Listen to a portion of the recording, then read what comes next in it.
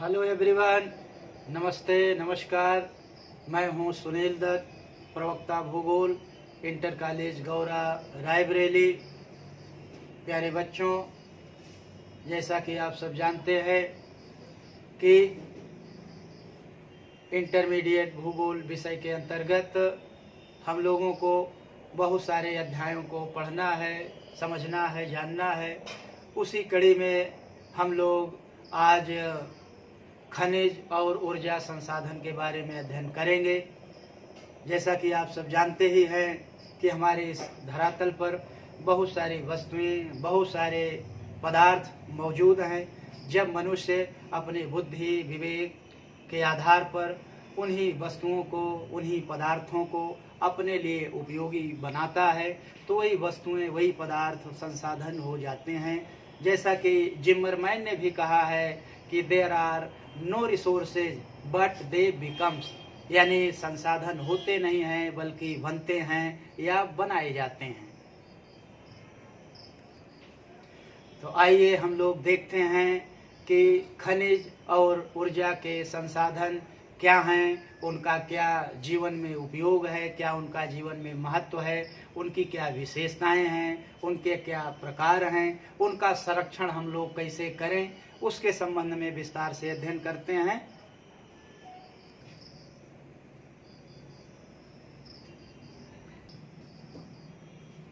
आइए हम लोग देखते हैं खनिज तथा ऊर्जा संसाधन।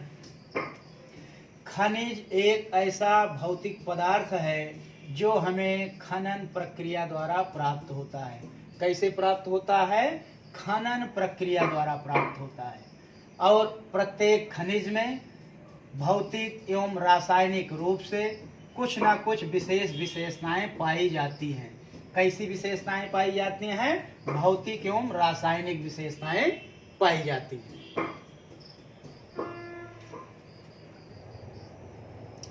हाँ, आइए हम लोग देखते हैं कि खनिजों के कुल कितने प्रकार हैं। चूंकि हमारे इस पृथ्वी पर बहुत सारे खनिज पाए जाते हैं, लगभग ये मान के चलिए कि 2000 खनिज पाए जाते हैं, जिसमें से कि कुछ ही खनिज जो है बहुमूल्य हैं, वो उपयोगी हैं। तो आइए देखते हैं खनिजों के प्रकार।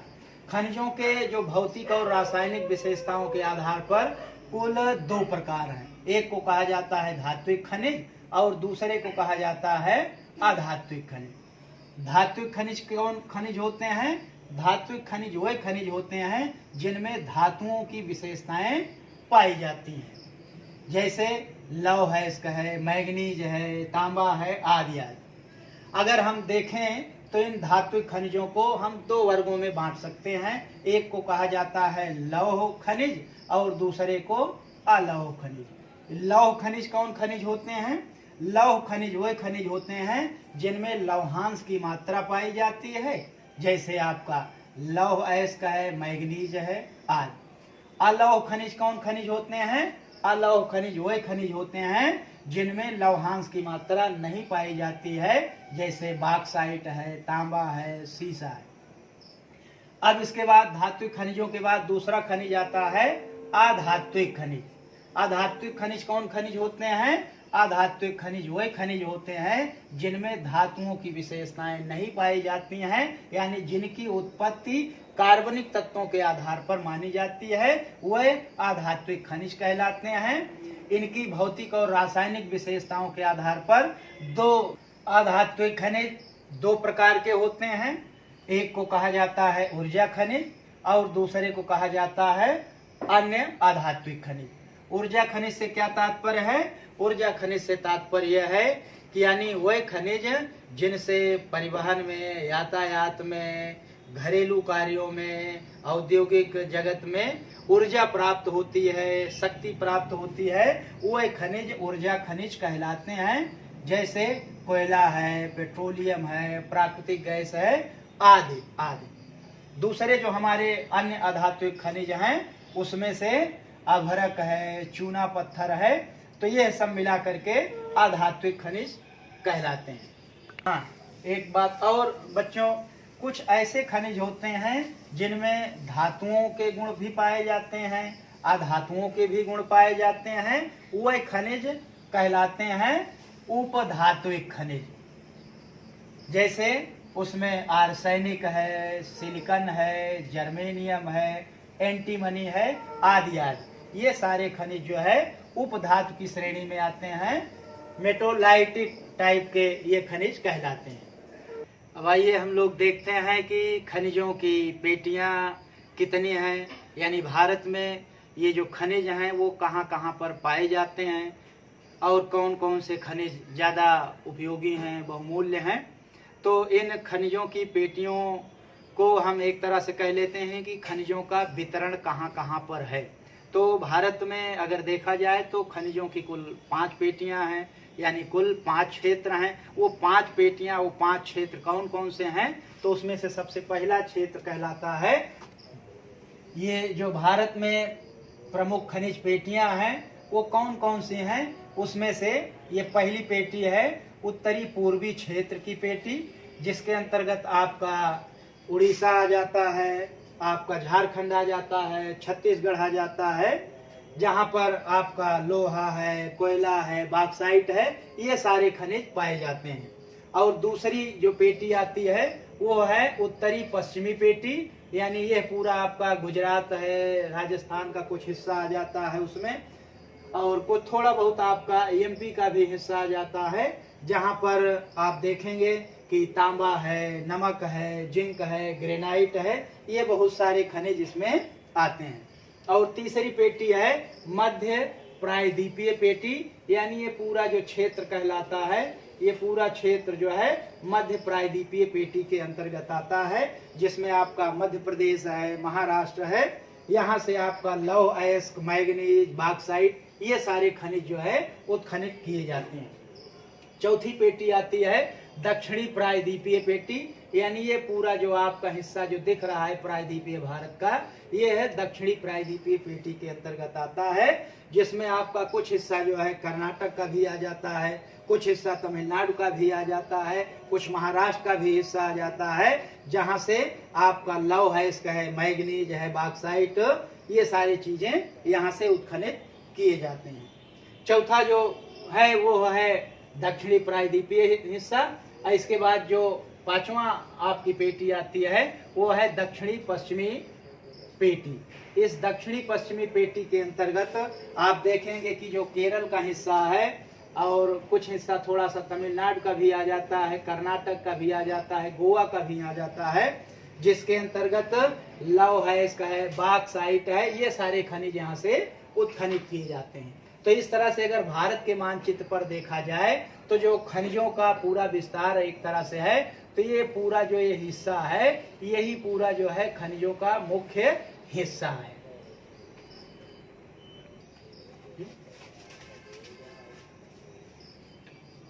तो इस तरह से आइए हम लोग देखते हैं कि जो कुछ बहुमूल्य खनिज हैं उन खनिजों को अलग अलग समझ लेते हैं कि कौन कौन से खनिज ज़्यादा महत्वपूर्ण हैं, बहुमूल्य हैं। उसमें से जो सबसे प्रमुख खनिज है वो लौह खनिज है, और लौह खनिजों में सबसे जो महत्वपूर्ण खनिज है वो है लौह अयस्क, आयरन ओर। ये भी इसी भूगर्भ में पाया जाता है और इसको उत्खनित करके इसको शोधित किया जाता है, इसको शुद्ध किया जाता है, तब जा करके तैयार लोहा हमारा तैयार होता है। तो आइए हम लोग लौह अयस्क के बारे में जानते हैं। लौह खनिज, लौह खनिज यानी लौह अयस्क, इसे आर्थिक विकास का आधार माना जाता है। इसी से जितनी भी सभ्यताएं आगे बढ़ी हैं, जितने भी देश आगे बढ़े हैं, वो लौह अयस्क के ही दम पर आगे बढ़े हैं। तो लौह अयस्क की कुल 4 किस्में मानी जाती हैं, जिसमें से नंबर 1 पर है मैग्नेटाइट। ये उत्तम किस्म का लौह अयस्क माना जाता है, जिसमें लौहांश की सर्वाधिक मात्रा पाई जाती है। दूसरा है हेमेटाइट किस्म का लौह, इसमें थोड़ा सा उससे कुछ कम लौहांश की मात्रा पाई जाती है। और तीसरा है लिमोनाइट किस्म का लौह अयस्क, इसमें उससे भी कम लौहांश की मात्रा पाई जाती है। और जो चौथा है जो है वो है साइडेराइट। ये है सबसे निम्न किस्म का, या यूं कह लीजिए कि घटिया किस्म का लौह अयस्क माना जाता है, क्योंकि इसमें लौहांश की मात्रा कम पाई जाती है। यानी अगर देखा जाए लौहांश की मात्रा के हिसाब से तो इस मैग्नेटाइट किस्म के लोहे में 70 से 80% जो है लौहांश की मात्रा पाई जाती है और हेमेटाइट में 50 से 70% लौहांश की मात्रा पाई जाती है।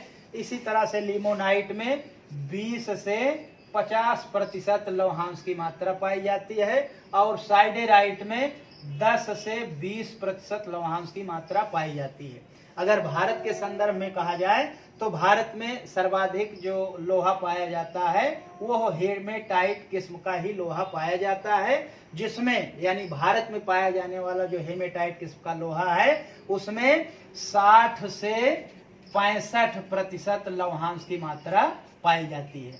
कितना? 60 से 65%।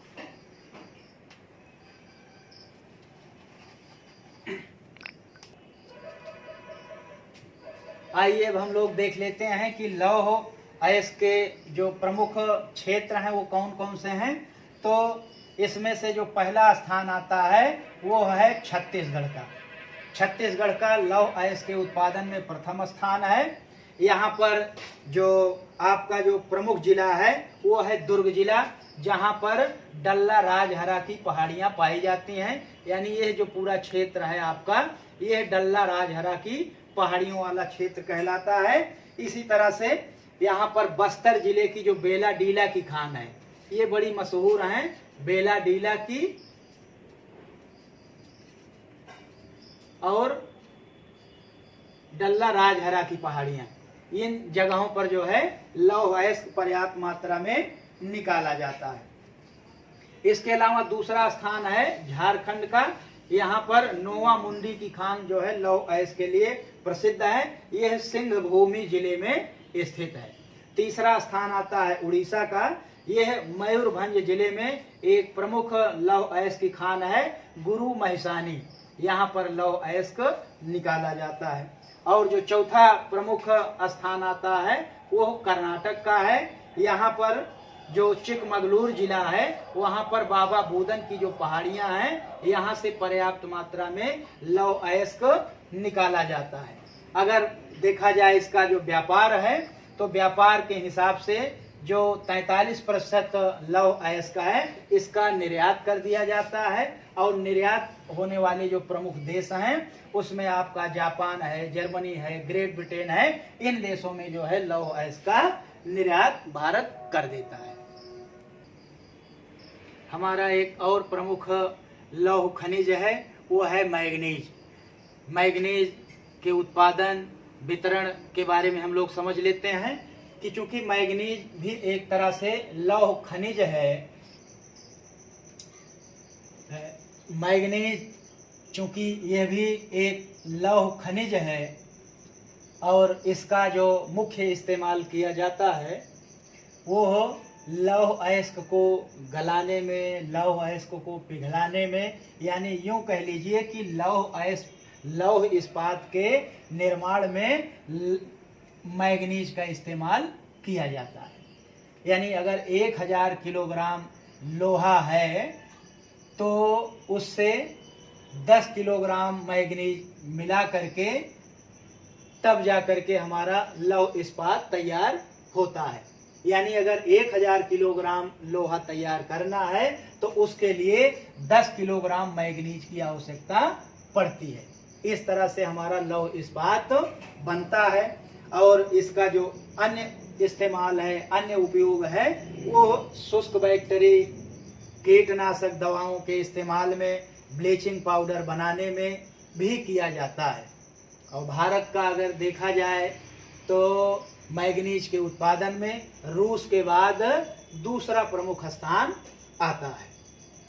अब अगर हम देख लें कि भारत में मैग्नीज का उत्पादन कहाँ कहाँ पर होता है, यानी कौन कौन से क्षेत्र हैं जो मैग्नीज का उत्पादन करते हैं, उसमें से आपका जो उड़ीसा है, यानी ये जो पूरा उड़ीसा क्षेत्र है, यह क्षेत्र प्रथम स्थान रखता है मैग्नीज के उत्पादन में, जिसमें केओंझर यह प्रमुख स्थान है जो मैग्नीज का उत्पादन करता है। दूसरा आता है बालाघाट, ये जो है छत्तीसगढ़ में पड़ता है। ये आपका बालाघाट यानी छत्तीसगढ़। और तीसरा प्रमुख उत्पादन क्षेत्र है वो है धारवाड़। जो कर्नाटक का जो क्षेत्र है, यह कर्नाटक का पूरा जो क्षेत्र है, इसमें धारवाड़ प्रमुख जगह है जहां पर मैंगनीज का उत्पादन होता है। और जो चौथा है वो है नागपुर, यह है महाराष्ट्र में है। तो इस तरह से आपका केओंझर, बालाघाट, धारवाड़ और नागपुर यह जो है मैंगनीज उत्पादन के लिए प्रमुख रूप से अग्रणी है, प्रमुख रूप से जाने जाते हैं। अगर मैंगनीज के व्यापार की बात की जाए तो चूंकि भारत में उत्तम किस्म का मैंगनीज पैदा किया जाता है तो विदेशों में इसकी ज़्यादा मांग रहती है। तो इसलिए भारत से जो मैंगनीज पैदा किया जाता है वो विदेशों को निर्यात भी कर दिया जाता है। तो निर्यात करने वाले जो प्रमुख देश हैं उसमें संयुक्त राज्य अमेरिका, जिसको United state of America USA कहा जाता है, ग्रेट ब्रिटेन है, जर्मनी है, जापान है, सिंगापुर है, ये सारे देशों को जो है मैंगनीज का निर्यात कर दिया जाता है। हमारा अगला महत्वपूर्ण खनिज है बॉक्साइट। ये है अलौह खनिज है, इसमें लौहांश की मात्रा नहीं पाई जाती है। चूँकि यह भी विद्युत का धनावेशी है और यह विद्युत का कुचालक है, इसलिए इसका बिजली के सामानों में अत्यधिक उपयोग होता है। और इसलिए हम लोग इस खनिज के बारे में भी अध्ययन कर लेते हैं। तो चूंकि इसका जो मुख्य उपयोग है वो है बिजली के सामानों के निर्माण में इसका इस्तेमाल करना, क्योंकि बॉक्साइट से ही एल्युमिनियम का निर्माण होता है। तो अगर कह लिया जाए कि बॉक्साइट का जो मुख्य काम क्या है, तो बॉक्साइट का मुख्य काम है एल्युमिनियम का निर्माण करना। तो आइए हम लोग देख लेते हैं कि भारत में एल्युमिनियम का उत्पादन कहाँ पर होता है, इसका विश्व में व्यापार कहाँ कहाँ पर होता है। बॉक्साइट ये है अलौह खनिज है, धात्विक खनिज है, जिसके माध्यम से एल्युमिनियम का निर्माण किया जाता है। और अगर उत्तम किस्म का बॉक्साइट है तो उससे लगभग 50 से 60% एल्युमिनियम प्राप्त किया जाता है। और यह जो बॉक्साइट है यह विद्युत का सुचालक माना जाता है और इसका उपयोग विद्युत यंत्रों में, वायुयान, जलयान, रेल आदि जगहों पर किया जाता है। इसके माध्यम से बिजली के सामान बनाए जाते हैं, खिड़की में, दरवाजा में इसका इस्तेमाल आज की तारीख में बड़े पैमाने पर हो रहा है। अगर बॉक्साइट के उत्पादन की बात कर ली जाए कि कहाँ कहाँ पर किन किन क्षेत्रों में बॉक्साइट का उत्पादन होता है, तो उसमें जो बिहार और झारखंड राज्य हैं यह लगभग 50% बॉक्साइट का उत्पादन करते हैं। अब जिसमें से कि आपका जो रांची है, पलामू है, लोहरदगा है, यह पूरा जो क्षेत्र है यह पूरा आपका बॉक्साइट के उत्पादन में प्रमुख स्थान रखता है। दूसरा स्थान आता है आपका मध्य प्रदेश और छत्तीसगढ़ का, जिसमें आपका 22% बॉक्साइट का उत्पादन किया जाता है। यहाँ पर मुख्य रूप से आपका जो जबलपुर है, शहडोल है, यानी यह जो पूरा क्षेत्र है यह मध्य प्रदेश और छत्तीसगढ़ का हिस्सा आता है, जहाँ पर लगभग 22% बॉक्साइट का उत्पादन किया जाता है। इसी तरह से जो तीसरा हमारा प्रमुख उत्पादक राज्य है वह है महाराष्ट्र और कर्नाटक का कुछ हिस्सा आ जाता है, जिसमें आपका कोल्हापुर प्रमुख स्थान रखता है। यहाँ पर नागपुर, रत्नागिरी भी हैं। यहाँ से लगभग 16% बॉक्साइट का उत्पादन किया जाता है। भारत से उत्पादित होने वाला जो बॉक्साइट है उसका लगभग 60% इटली ही अपने यहाँ आयात कर लेता है। बाकी जो 40% बॉक्साइट है वो अन्य देशों को निर्यात किया जाता है, जिसमें जो प्रमुख आयातक देश हैं उसमें आपका जापान है, जर्मनी है, ग्रेट ब्रिटेन है। हमारे धात्विक खनिजों के बाद प्रमुख स्थान रखते हैं अधात्विक खनिज। आप सब जानते हैं प्यारे बच्चों कि अधात्विक खनिज वे खनिज होते हैं जिनमें धातुओं की मात्रा नहीं पाई जाती है, यानी धातुओं के गुण, धातुओं की विशेषताएं नहीं पाई जाती हैं। क्योंकि ये विद्युत के कुचालक होते हैं, विद्युत के ऋण आवेशी होते हैं, इसलिए इनका विद्युत के सामानों में विशेष महत्व होता है, विशेष योगदान होता है। तो आइए हम लोग सबसे पहले देखते हैं कि जो हमारा प्रमुख अधात्विक खनिज अभ्रक है वो भारत में क्या स्थान रखता है। तो भारत में इसका प्रथम स्थान है, ये आप सबको मालूम है। तो भारत में कहाँ कहाँ पर अभ्रक का उत्पादन होता है और इसका क्या उपयोग है, इसको हम लोग समझ लेते हैं। अभ्रक के उत्पादन में भारत का प्रथम स्थान है। कौन सा स्थान है? प्रथम स्थान है। क्योंकि अभ्रक विश्व में 75 से 80% अभ्रक भारत से ही प्राप्त होती है, यानी 75 से 80% अभ्रक पूरे विश्व में भारत से ही जो है वो मिलती है। क्योंकि यह है ऐसा खनिज है जो विद्युत का कुचालक है, इसलिए इसकी मांग और भी पूरे विश्व में बढ़ जाती है। यह विद्युत का कुचालक होने के साथ साथ इसका जो सर्वाधिक इस्तेमाल किया जाता है वो विद्युत यंत्रों में किया जाता है, आभूषण के निर्माण में किया जाता है, वायुयान, रेलयान, जलयान, रंग रोगन में भी इसका इस्तेमाल किया जाता है।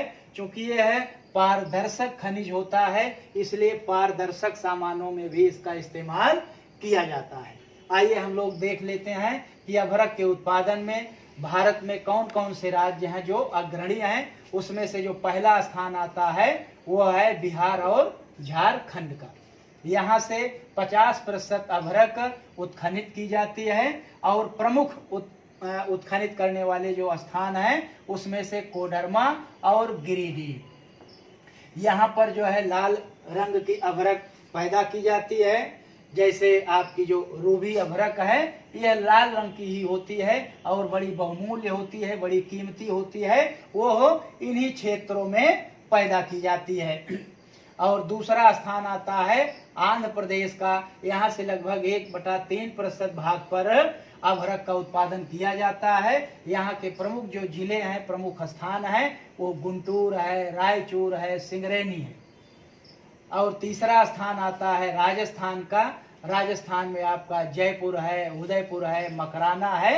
इन जगहों पर जो है अभ्रक का उत्पादन किया जाता है। इस तरह से आपका जो भारत में अगर देखा जाए तो अगर हम संक्षेप में कह दें तो आपका जो ये कोडरमा है, आपका गिरिडीह है, तो इसी तरह से आपका गुंटूर है, रायचूर है, सिंगरैनी है, इधर आपका मकराना है, उदयपुर है, जयपुर है। ये जो क्षेत्र हैं ये है अभ्रक के लिए बहुत ही महत्वपूर्ण क्षेत्र माने जाते हैं। अगर अभ्रक के अंतर्राष्ट्रीय व्यापार की अगर बात की जाए तो उसमें भारत का उत्पादन में भी और निर्यात में भी प्रमुख स्थान है। तो इसलिए क्योंकि अभ्रक के उत्पादन में भारत प्रमुख स्थान रखता है, प्रथम स्थान रखता है, इसलिए यहाँ के अभ्रक की पूरे विश्व में बहुत ज़्यादा मांग रहती है। तो भारत के अभ्रक के प्रमुख आयातक देश हैं, उसमें से जापान है, संयुक्त राज्य अमेरिका है, जर्मनी है, ग्रेट ब्रिटेन है। ये सारे देश जो है ये भारत के अभ्रक के निर्यातक देश हैं, यानी आयातक देश हैं। और ये भारत कोलकाता बंदरगाह, यानी जो आपका कोलकाता बंदरगाह है, आपका जो बंबई बंदरगाह है, इन्हीं दो बंदरगाहों से जो है अभ्रक का निर्यात विश्व के देशों को किया जाता है। इस तरह से हम लोगों ने देखा कि जो धात्विक खनिज हैं, अधात्विक खनिज हैं, भारत में कहाँ कहाँ पर उनका वितरण है और उनका क्या उपयोग है और अंतर्राष्ट्रीय मार्केट में उनका क्या व्यापार होता है। अब हम लोग देख लेते हैं जो महत्वपूर्ण चीज़ है वो है खनिजों का संरक्षण।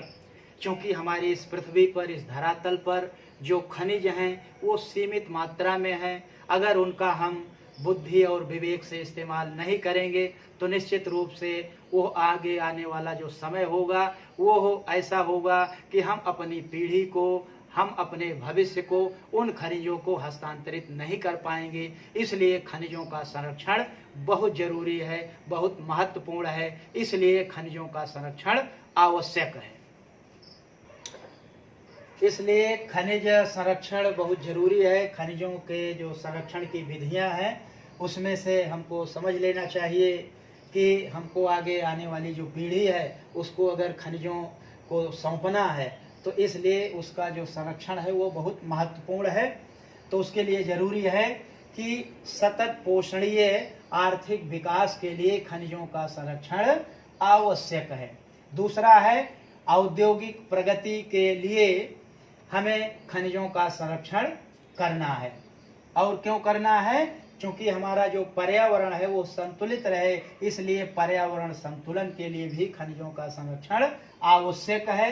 तथा प्रदूषण नियंत्रण के लिए, यानी हमारा जो पर्यावरण है वो प्रदूषित न होने पाए, वो हमारा पर्यावरण शुद्ध रहे, साफ रहे, सुथरा रहे, इसलिए प्रदूषण नियंत्रण के लिए भी खनिजों का संरक्षण आवश्यक है। इसके अलावा जो हमारे जो परंपरागत खनिजों के ऊर्जा के जो स्रोत हैं, साधन हैं, हम अपनी आगे आने वाली पीढ़ी को हस्तांतरित कर सकें, इसलिए खनिजों का संरक्षण आवश्यक है। और आखिरी हमारा है कि आर्थिक प्रगति और औद्योगिक विकास को हमको अगर दीर्घजीवी बनाना है, हमको आगे बढ़ाना है, तो इसलिए खनिजों का संरक्षण आवश्यक है।